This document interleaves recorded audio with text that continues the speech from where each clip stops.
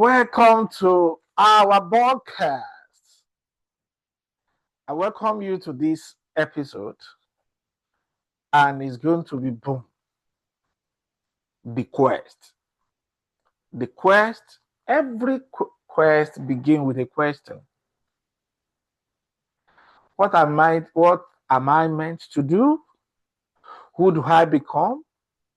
How do I get there? When I don't even know where to get there. My name is SEGUN OKE, and this is The Quest. The podcast where real academics tell their life stories to light the way for Gen Z. No jargon, no perfect path, just honest revelation from people who dare to keep going. Every week we will be bringing new journey. The Cato, the failure, the aha moment. Yes, the aha moment to show you the becoming is messy but meaningful. Because it is not just about degree, it is about becoming who you meant to be. So grab your backpack, Gen Z. Your quest starts now. Today I will be bringing one of the son of the soil. And should I call him Gen Z or what? Don't worry, you will see my guest today. And it's going to be fantastic.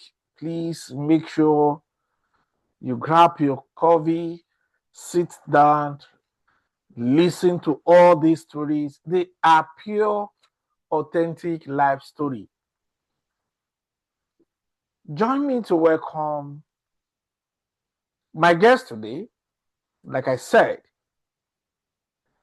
his name all the way from Japan, just to be precise.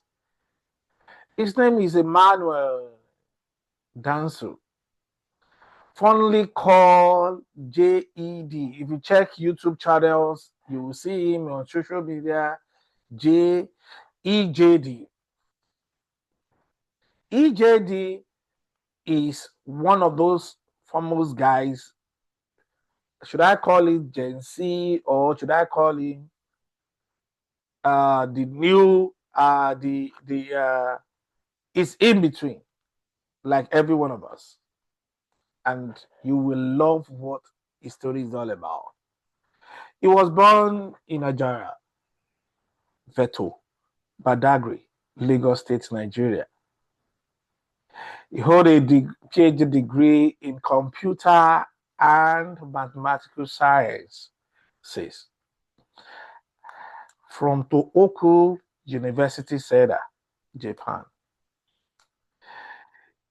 He was the valedictorian of the World 2020 graduate of the University Graduate School of Information Sciences. He's currently an assistant professor at the Ecological Integration Laboratory Graduate School of Life Sciences. You'll be wondering why somebody studying mathematics in ecology. He will tell you the story. Don't worry, just stay calm. Tohoku University in Seda, Japan. His research interests lie in mathematical and machine learning modeling of population dynamics in biological and social systems. Overall, EJD is passionate about helping young people use their past failure and successes as fuel for ultimate excellence. Without much ado, I would like to welcome to this podcast today. EJD to this platform. EJD, you are welcome. Thank you so much for having me. I guess you have to enable my video. Mm, Yep. Trying to get it on. yes. All right. Yes, that works now.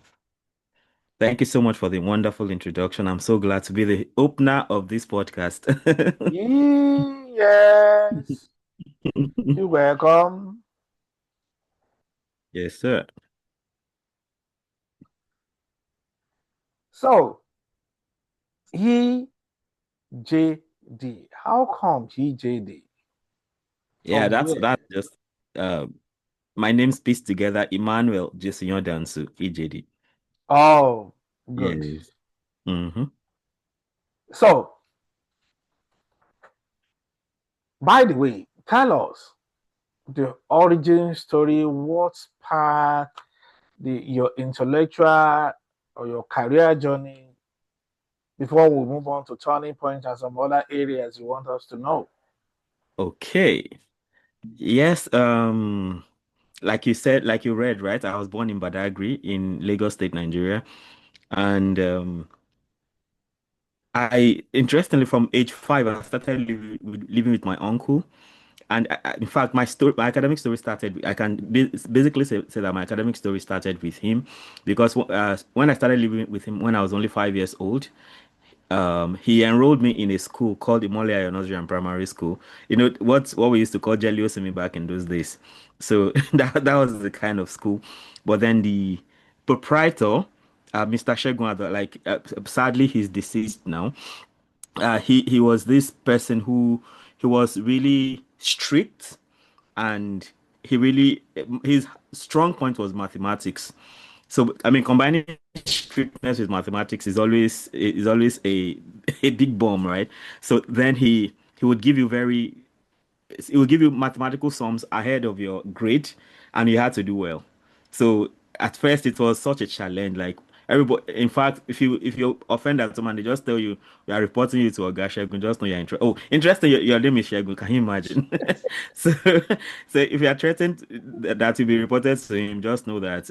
I mean, everybody just shapes up. So I think my journey started with that kind of strict person, and by the time I finally, so it since it was not a full-fledged nursery and primary school, it was just like a nursery school. So after, I think I was there for 2 years, and then I got into local, I like to say this part, local authority primary school, Ajara Iluda Badagry. So I know in many circles, local authority schools are butts of jokes like, oh, did you attend Egbeliwa High School, or LA, you call it all those kind LA. of.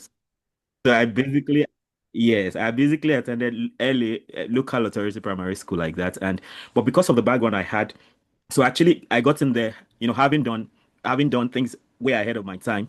So in early it was so Smooth all the ride. suffer yeah, all the suffering I had before then began to make sense, and so I can basically say that that was how. Interestingly, after when I got into early, so I continued attending evening classes within that school, because it was a nursery school in the morning, and then in the evening they had these evening classes. So I attended the evening classes till I got to primary six, and it was such a very nice experience, basically. Hmm.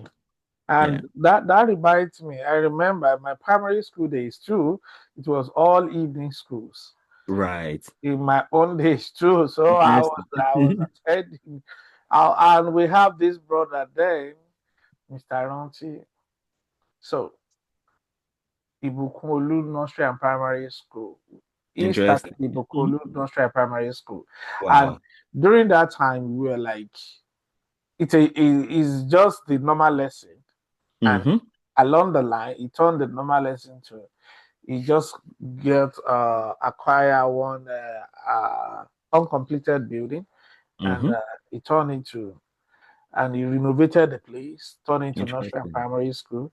And Wow. some of us that were carrying the normally carrying the chair, we are nursery we graduated to nursery and primary school. Although we Interesting. go to nursery and primary school in the morning, we go to our normal school in the evening. So that's Wow. how we do it then. And Mm-hmm. it was so superb, and we enjoy it, At that Mm-hmm. point, we just enjoy everything, all the Yeah. moments. So, and Mm-hmm. it was quite interesting, and yeah, it's quite interesting. That's good. That's good. Mm-hmm.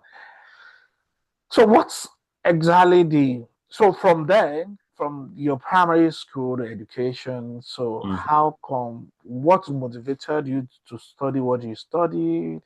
How do you, have you experienced any other things? Okay. Did it, yes. So, I mean, I can basically say that my story started out with mathematics because I was taught by a math enthusiast. So he was teaching us other things, but maths was like his strong point. So when I got into LA school, Ajara, I I also had excellent maths teachers. If I had Ghanaian teachers, they were really common in Nigeria back in those days, like in the early 90s, like that, late 80s, early 90s. So I had a Ghanaian teacher, Mr. J.K. Godo, and then I also had another excellent maths teacher, Mr. Sagbo. And these people were so good that it was more like I always had excellent maths teachers. I think that's the summary of the whole story. But then I got into after local authority primary school, Ajara, I went to Badagry Grammar School. I think yeah, that's the first primary secondary school in Badagry, by the way. By the then so it was facilitated by the then Akran of Badagry. Oba Sidi Akran, Aholu Sidi Akran, that's what we call it in our language. And interestingly, he was like a right-hand man to Obafemi Awolowo. They were like running the Western region together. So he really, opened up, but I agree to a lot of education and many things that we enjoy in Badagry today. He started out so many of those things. So I got to Badagry Grammar School. Again, I had very excellent teachers. And chief of them was Mr. Benson Amorua. Like he was this person who made us so for every topic he taught you, you would get a small notebook, all these 2A notebooks, and you solve every single question on that topic. Like he taught you probability, you take all the past questions from 1988 to we had this book then that contained all the past questions from 1988 to say that we're in SS3 like 2001. So from 1988 to year 2000, you solve every objective question, every theory question on every topic he taught you. So that was the kind of thing. But then by the time I was leaving, of course, back in secondary school, if you told somebody you're going to study maths, it was like, oh, do you want to become a teacher? But in hindsight, now we see that as a mathematician, you can become anything you like to become. I know personal friends who are now some of them are chartered financial analysts. Having studied maths. I know. I mean, the former vice chancellor of University of Lagos, Professor Oyewusi Bidakwa, he studied maths first degree and became a civil engineer at the end of the day. So we have several examples like that. But back then, it felt like, oh, if you study maths, maybe you're going to become a teacher. So because of that, I couldn't say I was going to study maths. So by the time I was leaving secondary school, I liked three major subjects. I liked mathematics, I liked physics, and French language. So somebody who likes all this, which course would you recommend for the person? So basically, you just pick the maths and physics and go for engineering, and that was exactly what I did. But thankfully, I did not go straight to the university. I ended up doing a diploma in marine engineering at Federal College of Fisheries and Marine Technology, Victoria Island. But if I can rewind and go back with that combination, I'll just go to the US and study maths and French double major. Easy. so, uh, That's so good. exactly. So having left Badagry Grammar School, thinking of engineering. So by the time I did diploma in engineering, I was like, fine. I was getting the grades, but I wasn't really enjoying myself. That was why I was finally directed back to maths, and finally I ended up studying industrial mathematics in FUTA, and that's one of the best decisions I ever made. So Mm. that's how I ended up studying maths. Yeah. Oh, that's good. That's a very great point you just raised. Okay, now Mm. tell me. I remember when you mentioned those that study mathematics. The current pope now He's a is a mathematician. Yeah. mathematician. So Yeah. definitely, there are some things, the Gen Z in the house, I believe you can learn Mhm. something. Yes. It is not all about title. It is not all about the degree. It is all about life after Mhm. degree that matters. You Yes. need to know what exactly do you good at. Where, like I told you in the introduction, I know this is a point whereby you need to have your identity. You need to who really you are. Don't Mm-hmm. follow the peer pressure. Don't Mm, let the peer pressure put you in a corner whereby you will not be able to shift. mm. Right. These are the things we're telling the generation that we are in right now. So now, let me just throw this question to you. Yes, because you mentioned everything was going smooth, smooth. Tell us the turning point. The turning point, the crucial decision you've made, the mistakes, the detours that you faced in life. Please tell us more about that. Okay, I mean, okay. If it sounds like my story is very smooth, that's not true, by the way. I Yeah. wrote JAMB. I wrote JAMB 5 times. Okay, JAMB is Joint Admission Matriculation Board, and they have exams like back in our days. They had a university matriculation exam, so you had to go through JAMB to write the university matriculation exam to get into the university.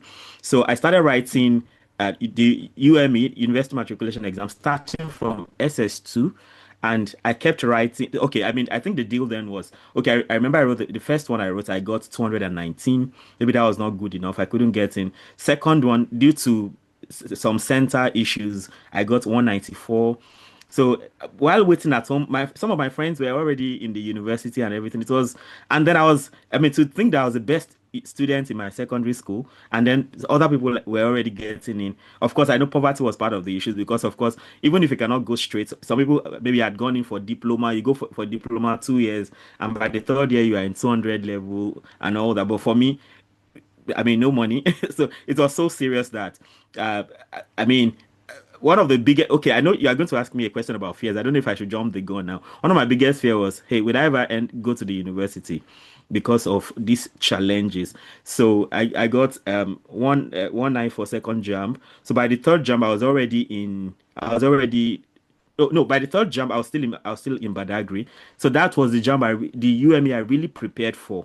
I did everything I read because normally I was not this serious person. I just needed to put little effort and I would just get some excellent results. So, but that third one, I really prepared and I got to 62. Only, but so by the time the result was out, I was already studying for a national diploma in marine engineering in Victoria Island. So I remember that day I went to the JAMB office in Ikoyi, and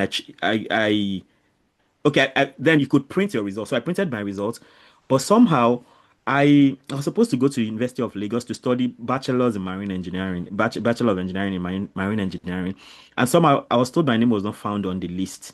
So immediately I went straight to the Ikoyi office of JAMB, and I showed them this is a slip I printed out from the internet. How come my name is not on the list? Meaning that my results was it was more like I did not write the exam. So when I got there, I was like, so they just told me the result was returned. I was like, why? I did not participate in any kind of form of cheating or anything like that. So I mean, that was such a devastating time. That was the only jam I really prepared for. But the other ones I just strolled into the exam hall. So that was my third one. The fourth one I got to 40. So I got to 19 again. You remember the first one I got to 19. And 2019. fifth, so to 19, I did not. All the while I was applying for either marine engineering or electrical engineering or mechanical engineering. Those were the things I was applying for. So fourth one again, I got to 19, like I said. Then finally I wrote the fifth one where I got 249. So that was the first time I ever applied for mathematics. And the first time I applied for maths, I got admitted into Federal University of Technology, Akure. Of course, because I had done diploma in marine engineering, I also took a direct entry form, meaning that I paid money to JAM 6 different times. So it was like, I mean, I hardly met people who had written who had bought JAM forms as many times. So it used to be a bragging point for me at some point. But So now, it tell me, wasn't easy. now with what is going on Yes. in our days now, we can Mm-hmm. see people killing themselves, committing suicide because of Right. the failed one exam or the other. We Mm. had a story of the person that it's one of the students because Right. issued in jam killing Mm-hmm. herself or himself. I can't remember whether male or A female. lady, a young girl, yes. Is a young girl. You see, Yes. why why is it difficult for this generation to be able to manage that area? Because I know a friend. I'll still bring him to this platform to the podcast Mm-hmm. very soon. I know he told me some story then how he failed WAEC for many times before Mm-hmm. he could get a single result.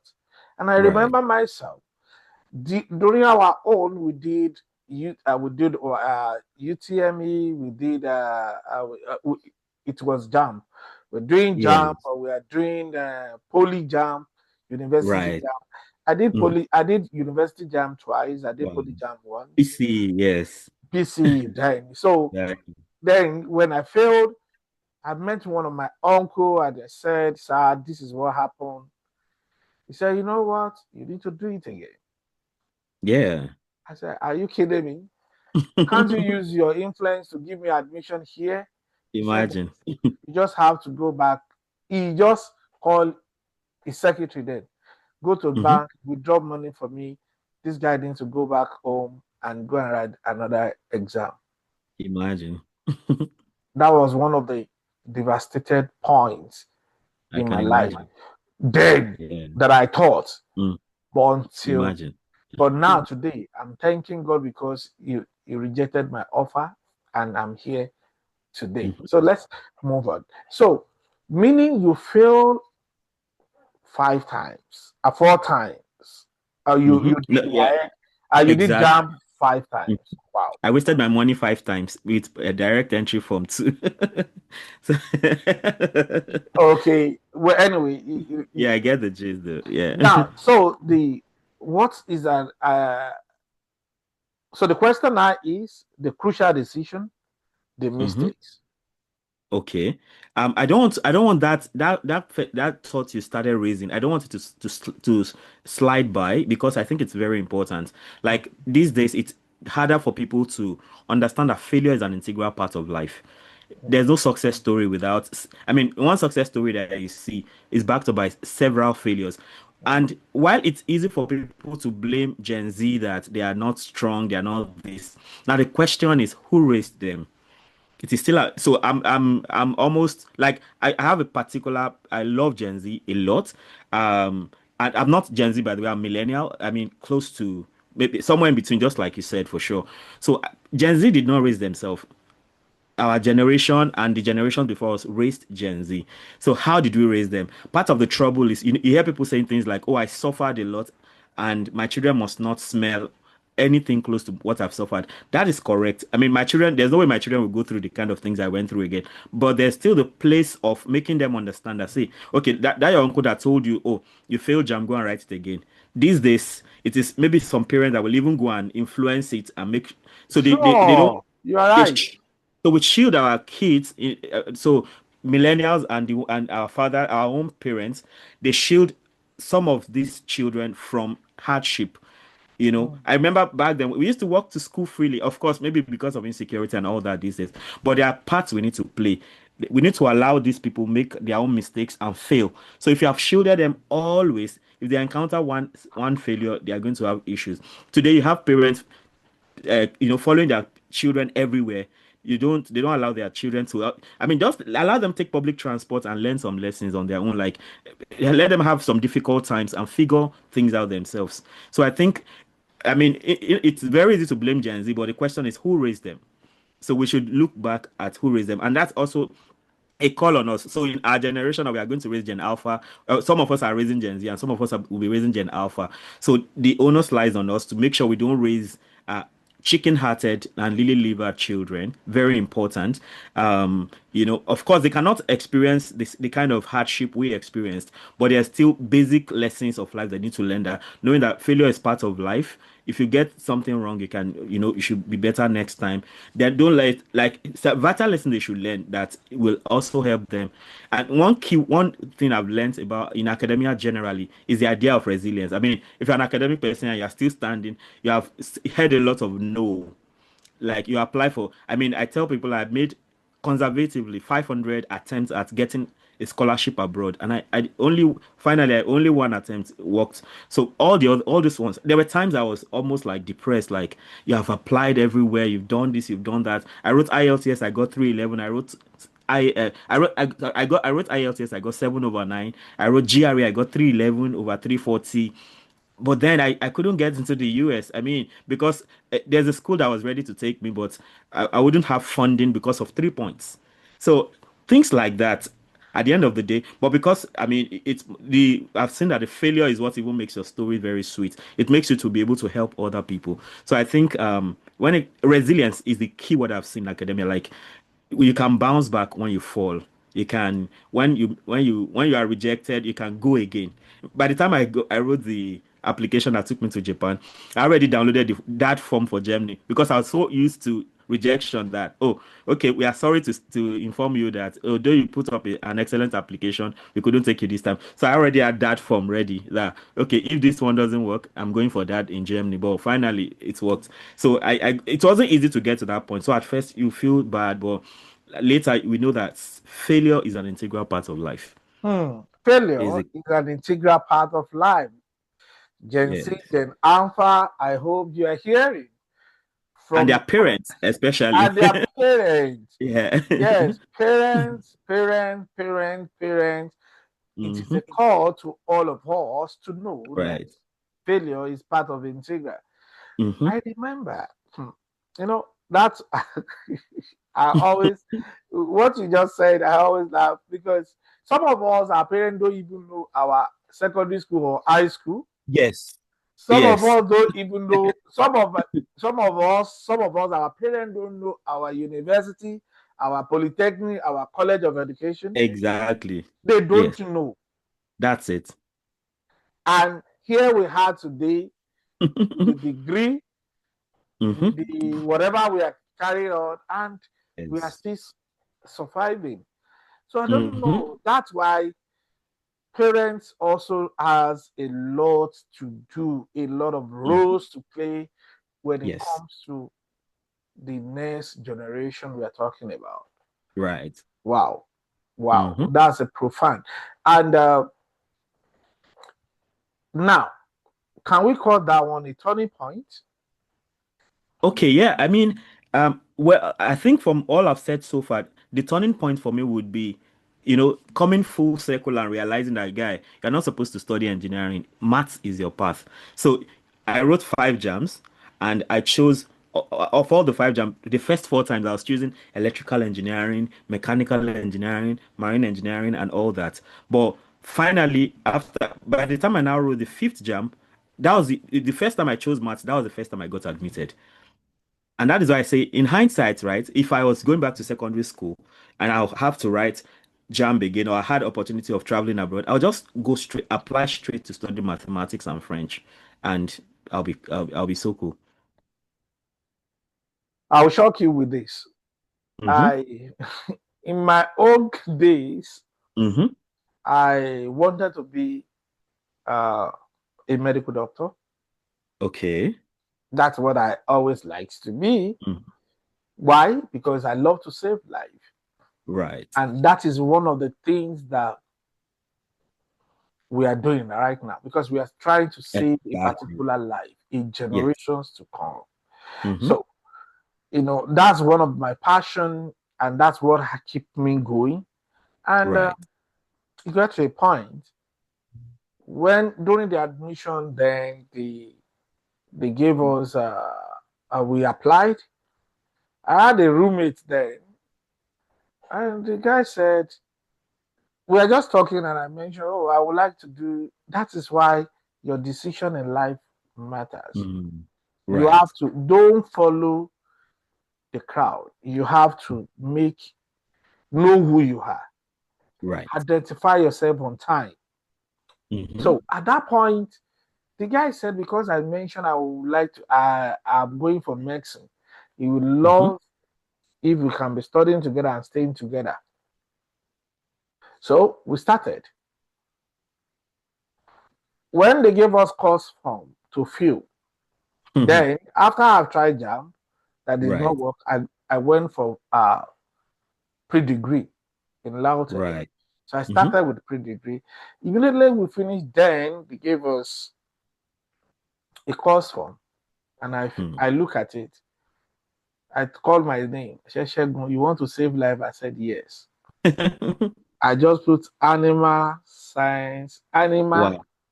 production and Imagine. health, Interesting. and food science and engineering. Wow. So what happened to the medicine? Because the reality dawned on me. The Okay. number one, I the poverty you mentioned, Right. when it happens to you, you don't have I have to be paying my tuition.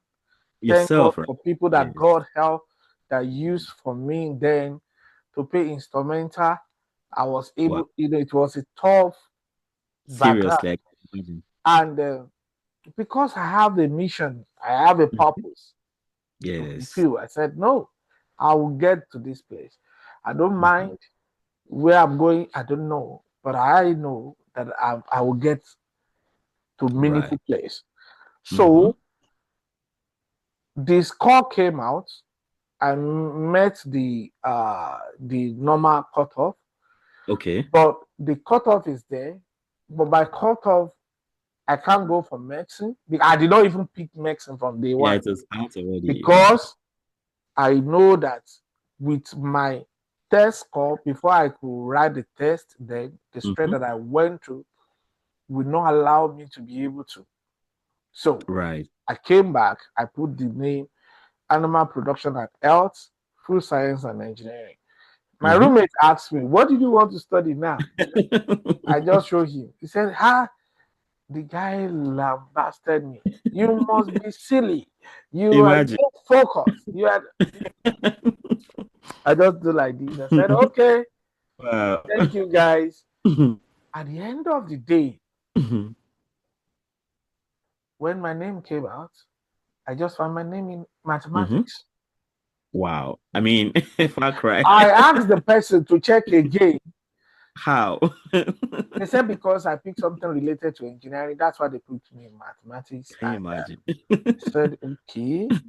But what Hmm. happened to food science, animal science and production? They said that one, a lot of people are there already. So that's why I think food Imagine. science and engineering were the first, and animal science is second. Second. So that's Mm. why they put me something related. I said, okay. Hmm. When I got to the place, Hmm. I looked for someone, Hmm. Professor Coyote at the Binku. Wow. I Oh, asked, okay. Interesting. I just asked him, he was my senior. I Big said, sir, mentor. please tell me, how do I save life in mathematics? Mathematics. That was my question because, remember that was what is already here. And Hmm. the professor told me, he said, there are many ways to save life.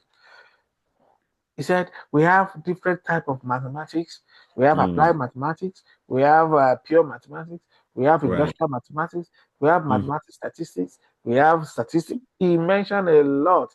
He said, Wow. but if you want to save life, there is one mathematics that is very close, which is Hmm. mathematical modeling, which is Easy. applied. I said, Right. okay. Mhm. And I picked interest. That was how the journey started from. Okay, Okay. the show is for you. Let's move Yeah, on. that's okay. I'm So, equally enjoying the conversation. aha, thank you so much. So, what you wish you knew? What you Okay. wish you I, knew? I I think I've implied it from the beginning. I mean, I think I've repeated it like twice now. Yes. Knowing that studying maths does not mean that I have to be a teacher. Interestingly, I discovered later on that whatever I had studied, I will still be a teacher. If I studied medicine, I'll be a medicine professor. So I'm a teacher because I want to be a teacher, not because I studied maths. So I Mhm. mean, just like I said, and you have also given several examples. I have people I know one on one. Somebody is a chartered financial analyst, a mathematician. The current Pope is a mathematician. The current MD of Access Bank is a mathematician.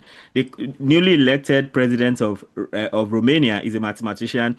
The former prime minister of Singapore, a mathematician, and you have several examples like that. So, so if and one thing I've seen about maths is that if you study maths, you can almost go anywhere you want to go. Mm-hmm, So, mm-hmm, mm-hmm. yes, you can It's end up just a going. blank check. Yes, I see that, but I see on social media people say tell you things like, oh, once they tell you that once you study a particular course, you go anywhere that they have scammed you, and I just laugh. Not maths, like with mathematics, you can go where I've seen people who did maths and then they have ended up in maybe some arts thing or especially tech, right? So from maths to tech. In fact, do you even know the funny thing? For what I do sometimes, if I see somebody who wants to, they are so desperate to study computer science by all means, I'm like, hey, for leave computer science, go and study maths, then go and learn the computer science yourself. Okay, today I have a YouTube channel, and I in recent times I've been making videos on so I started with data analysis with Python, then from there I went to SQL with Python, and now I'm doing data science like that. I did not study computer science in the university. In fact, I just got interested in data related things about 3 years ago when I returned to Japan in December 2022. That was when I actively started doing data stuff. And because of the maths background, you can quickly figure things out. Because, of course, the whole idea of maths is based on the whole idea of computer science, programming, coding. It's all about matrices at the end of the day, vectors and matrices, simply. So that idea just keeps me, so it's easy for me to just quickly figure out, oh, this is what this is, and all that. In fact, some things I know when I just start teaching it because of the basic Background. foundation I've had in mathematics. Yes. So for Hmm. me, what I wished I had known earlier was that you don't have to be a teacher because you studied maths. With maths, you can truly, truly do anything you want to do at the end of the day. Thank you. With Yes. math, you can do anything you want to do. We have people in pharmaceutical company now. We have a Yes. lot of them. And Exactly. as a matter of fact, they've approved that drug development now should Mm-hmm. pass through the mathematical modeling. Can you just imagine Use that? mathematical modeling because it's safe, it's safer, cost effective, and so Yeah, many things are involved. exactly. So Somebody who just studied pharmacy will not be able to handle that for sure. of course they are Mhm. there.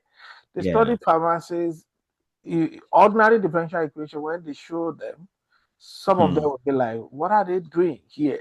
And Imagine. it's not their Exactly. fault because the background is different.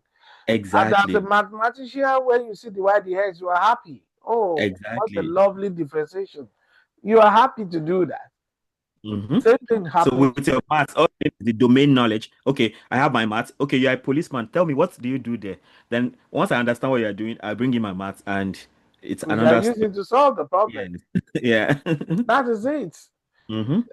So thank you so much. I'm enjoying this podcast and it's making more sense. And I believe the Gen Z in the house will also put your comment section, ask question. Anything you think you want to hear or anything you things that are not clear to you, please put it on the comment section. We will look into that and we'll get back to you. This is the Quest podcast. Now, without wasting much of time, I would like you to tell us life beyond title and journals. Life Okay. beyond title and journals. I mean, the academics are known for, being professor or this or that, or director of this center or that center, or, publishing always in journals, definitely.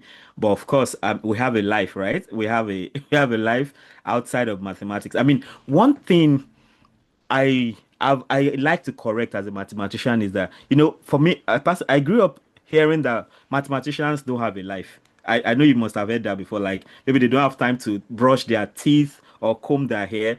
And sincerely, we know some mathematicians like that back in the days too. So I mean, for me, I'm like, why? Because I'm a mathematician, Why should I? Why should I be out of my mind? So I feel that maybe some people just take some things too far. Really, that's what I think. Because I mean, being a mathematician, you should even be more prim and proper as a mathematician because maths teach you. I mean, one of the areas of maths I particularly like is optimization, making the most out of every situation. So for me, I feel that in fact, maths helps me to live a better life. Right. For instance, I give a very classic example, which is funny to some people. So sometimes, they tell us every day that you should brush your teeth in the morning and in the night. And I'm like, okay, fine. I did that at some point. But later I discovered, okay, why should I do that? So I just looked at it that, okay, if I mean, as a general rule, right? If you have anybody has that tooth problem, you know you can never enjoy your life. That's one thing. Like I once had a toothache during NYSC in Katsina State, and I couldn't wait for day to break, and I ran to the hospital to extract one tooth. So I mean, what I tell people majorly is, so if you have not been paying attention to your teeth, the first thing you want to do now, go to the dentist, do scaling and polishing, and after that, before you sleep at night, just brush your teeth, and you don't need to do more than that. Like brush your teeth at night, and next night again, you don't need to worry in the morning because it's so for me. I just found that optimal way. Like once I brush my teeth before I go to bed, I'm good to go. Number one, you are preventing all the germs from developing while you sleep. Because of that, in the morning, it's not necessary for you to brush your teeth anymore. I know this may sound strange to some people, but I've been doing that for like 2 years now, and I mean, you can ask people I relate with. Maybe my teeth ooze around it, around them or not. So I think that's one thing maths has really helped me to do, really. Yeah. So Mm. so maths has so sometimes I'm able to think of, okay, what's the best way? I'm in a room and they are making decisions and they are just discussing. Somebody, this one A will say it, B will say another thing, and like I'm just sitting there like all the story you are talking. This is the answer. Like why you? But some people just like plenty stories. So by the time I just make my contribution and they're like, oh, okay. But all the while I had known, like I've looked at the whole situation. Of course, it's not like I have answer to every problem for sure. But most of the times, when people are just telling stories, me, I've gone to the root of the matter, and I'm like, okay, instead of stressing yourself, this is if you can take care of this foundational thing, you are good to go. And that is why, when people complain about studying maths and maths, is that it's not about the equations they're even solving. It's about the fact that your brain is trying to create pathways to solve different problems. And that's even more important than solving the y dx or anything like that. So for me, studying maths has actually made me live a better life instead of making me a weirdo. So that's what I say there. Wow. Wow. Study maths has make you who you are. Hmm. And that is the way to go. That's why you need to believe in yourself. Thank you so much. Thank you, and thank you. We can't thank you enough. But on the last note, we have some few questions, and Right. from there we'll wrap up. It says, can you tell us one thing you wish Gen Z knew about success? Hmm. One thing you think Gen Z should know about success? Yes. I think I'll just go back to the idea of resilience I said the other time, that success is an accumulation of many failures. If you can see it that way, failure will not make you go overboard. It will not make you, want to, end your life or anything like that. Success is an accumulation of many failures, basically. So you see somebody shining and you just like their status. You see somebody is a professor in in Alabama University. And you don't know the stories that have gone into making that person. So I think everybody should be more interested in knowing what is the story, how did this person get to that place. Just like every rich man, right? You've heard the story about $10 and all these people, how they almost wanted to end life at some point, but because they were faced with significant challenges, and but because they decided, yes, like when I think there's this Yoruba proverb. I want to try to say it in English that if your horse stops, if something happens to the horse and it's not moving, then you try to ride it again, something like that. So in essence, success is an accumulation of several failures. I think that this is the first time I'm saying this in this particular way. So for me, it's a revelation. So I'll go and tweet it. Now, is there any favorite book you read that shaped Okay. your journey? Aha. I mean, one of the questions I really like to answer. So, I have a couple of books, or maybe I should say authors that have really, really influenced my life, especially in my formative years. Two of them majorly, Ben Carson and Miles Monroe. Ben Carson with books like Gifted Hands, The Big Picture, and all that. Then Think Miles big. Monroe, yes, Think Big, exactly. I was trying to remember that, but it didn't quickly come. Thank you for that. So those books really, and looking at Ben Carson's stories, it's not too different from our own stories, right? Like, Exactly. That was so one of the things. We have some things in common. exactly, You know, yeah. go ahead. Yeah. So I mean, reading about his life was like, wow, oh, this is a black guy. of course, maybe you can even want to excuse yourself that he's in America, but it doesn't make it. Maybe some of us even probably had a better life than him. At least I know my father. You know your father too, I'm sure. But Mm-hmm. that's his father just disappeared till tomorrow. So I mean, that must have been a very terrible time. So so those books really helped. And when it comes to the to Miles Monroe, right? He was writing about things like potentials, understanding your is it discovering your potential, Discover your understanding potential, your potential, vision maximizing your potential. So those potential books were like very, and I remember one analogy he made I would never forget. He said that the grave is the place with the highest number of talents buried, books never on written, tab, book and things never written. untapped. Yes. Exactly. So, those two people, of course, there are many other people that helped at other stages in life, but my formative years, of course, in addition to the Bible for obvious reasons, those are the authors that really helped me. I mean, of course, growing up later, I mean, discovering myself as a man, especially, family. Sometimes we don't also talk about family because we are in an academic atmosphere. And I believe that, after becoming the president of Harvard and you don't have a home to go to, what have you made? What's the big deal? So for me, so at that point, I now discovered people like Billy Icahn talking about the dignity of manhood, then finishing strong, Steve Farrar.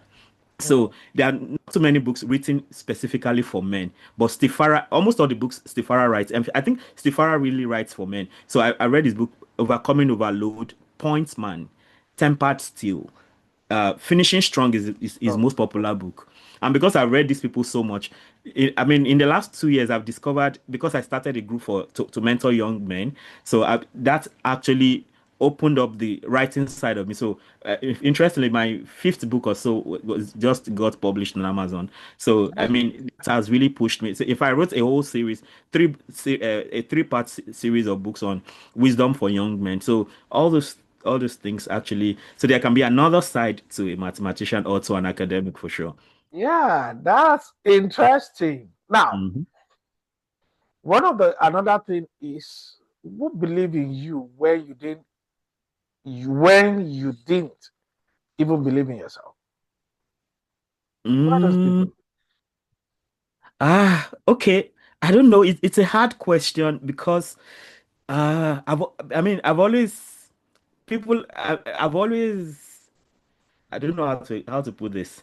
Supposited. I've always shown in a way, so people are just like, oh, this guy is going very far. But I think I will always want to go back to my uncle that, he didn't have to take me in, right? I mean, okay, because I was born where he was living, he just felt this is my son. And, he started me out on my school journey. And then, yeah, that's one person that I would say. Of course, the other person I would say maybe my wife. I'm trying to think. I know there are other people in between, but those are the two that come, my uncle, my wife. Because when she agreed to marry me, there was no form. I was not I was not appealing per se like that, but she was able to see beyond that. So, and now we are living the dream together. Interestingly, she got inducted into the academia too. That's good. Yeah, Congratulations to thank you, Dr. sir. Mrs. Okay. On the last note, what is the one question you are still trying to answer? Mm, Do hmm. you- What is Wow. that one question you You are still trying to are bringing answer? up some philosophical questions. Yes. Hmm. One question I'm still trying to answer. Hmm. Hmm. That's very hard. I've not thought about this question before. One Uh-huh. still trying to answer. You remember you mentioned you said you don't have answer to all the questions. Exactly, for sure. Uh-huh. For So, sure. do you have one?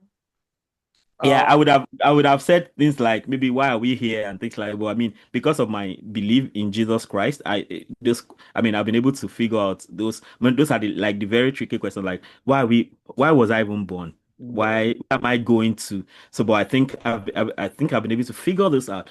So, the one question I'm still trying to answer is why can't I know? Why can't I know where I'm going? Like, why do I have to go through corner corner? Why can't I? Like when I went through my hard times, right? All those writing jam 5 times and all those things. I'm like, okay, at some point I was even like, why can't you just tell me, see, you're not going to get into university until you are until 2005 after leaving secondary school around 2000 and 2001. So if, you should have told me no admission until 2005. Maybe I would just go and sleep and just chill. So when it is 2005, I will apply. I'll But I've apply also and I will get it. the process is also is part of the journey. So maybe the only question is why can't I know? Okay, like right, I'm trying to make the next move of my life, right? And I'm like, should I go? Should I not go? But God already knows. So I think that maybe that I can say that as a question, like, why can't I know everything? Like, just tell me the plan of my life once. So I'll just know, okay, by this year, just go here, by that year. So I think that's one question. But I think if we Mm. all figure it out, maybe I don't know, it makes sense. I don't know. But I Wow. think that'll be the question. I've never thought about this before. Yes, it happens. Hmm. So many things. Anyway, we just want to we try at this point now. Thank you so much, uh, Thank you Dr. so much for the Danso. platform, sir. Thank you for this power for the this is the media edition, and we want to say a big Mm. thanks to you for your time, for your contribution, for you to be Always my able pleasure. to share your story. One of the things that Hmm. I can took out of this quest is failure is part of the integral of life. Yes. Failure is part of integral of life. And don't forget, success is accumulation Of of many. many Yes. failures. Hmm. So these are the takeaways that we need to do. Mm. Today, I invite all the listeners to share their takeaway using the hashtag on this video and try as much as possible to share it among the people of like mind. Let Mm. the Gen Z, let their parents also watch what is happening. I think it will go a long way. The call for action to take action is to follow, review the journey, the next Mm. to join the next journey, and how do I move the next move Mm. of my life. Hmm. Yes, I have my degree. What next? Yes, Right. I have a job. What next? Hmm. Yes, I'm married. What next? Right. Yes, I do this. What next? How do I raise the Gen Alpha? Hmm. Now with Yeah. Gen Z, how do Gen Z raise Gen Alpha? It Right. matters or Mm. Gen Beta or so on all the Gen and Gen and Gen and Gen. So, Hmm. do you have just a one word just to advise the Gen Z in general before Yeah, I we mean, draw for the the curtain? longest time, right? Oh, sorry, I'm sorry for jumping in. For the longest time, I've had this philosophy that guides me that no matter how bad things are, they Okay. can be worse. So if you think you're in a bad situation, it could be a worse situation. You think you are blind in one eye, you could be blind in both eyes. So that's a worse situation. And because of that thought, I'm always grateful for whatever wherever I find myself. So no matter how bad things are, they could be worse. Because of that gratitude, I'm always grateful. Then the second side of that is that no matter how good things are, they could be better. I mean, an example I try to use is, so if you wrote an exam and you got 100 over 100, so next time, maybe that exam you wrote it in 2 hours. So next time you can actually get 100 over 100 and write the exam in 1 hour, 30 minutes. That's an improvement. So because of that, because the fact that no matter how good things are, they could be better, I'm always driven by excellence. So gratitude and excellence stemming out from the fact that things can be worse than what they currently are, and things can be better than what they currently are. So be always grateful and be always excellent.